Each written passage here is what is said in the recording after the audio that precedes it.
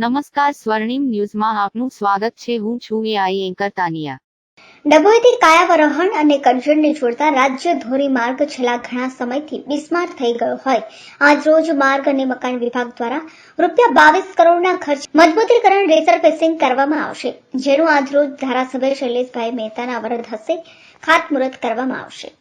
છેલ્લા ઘણા સમયથી ડભોઈથી કાયાવરોહણ અને કરજણ રોડ ઉપર વાહન વ્યવહાર કરતા લોકોની માંગ હતી કે આ રોડ બિસ્માર થઈ જવાથી વાહન વ્યવહારને અસર થતી હતી, જે માર્ગને મજબૂતીકરણ કરવા માટે 22 કરોડની મંજૂરી મળતા આજે ધારાસભ્ય શૈલેષ મહેતાના વરદ હસ્તે ખાતમુહૂર્ત કરવામાં આવ્યું હતું. આ પ્રસંગે જિલ્લા પંચાયત ઉપપ્રમુખ વકીલ અશ્વિનભાઈ પટેલ, શશિકાંતભાઈ પટેલ, ભાવેશ પટેલ, નગરપાલિકા પ્રમુખ બિરેન શાહ સહિત આગેવાનો અને નગરજનો ઉપસ્થિત રહ્યા હતા. તો આ પ્રસંગે ડભોઈ R&B વિભાગ અધિકારી એડી જોશી સહિત અધિકારીઓ હાજર રહ્યા હતા.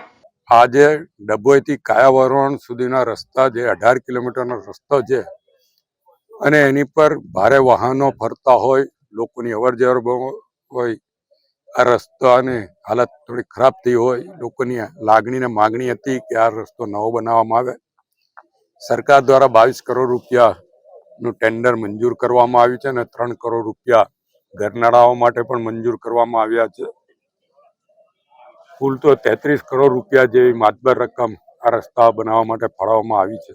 ત્યારે હું આજે અહીંયાનું ભૂમિપૂજન કરવામાં આવ્યું, સાથે સરકારનો આભાર પણ માનું છું. રિપોર્ટ સ્વર્ણિમ ન્યૂઝ.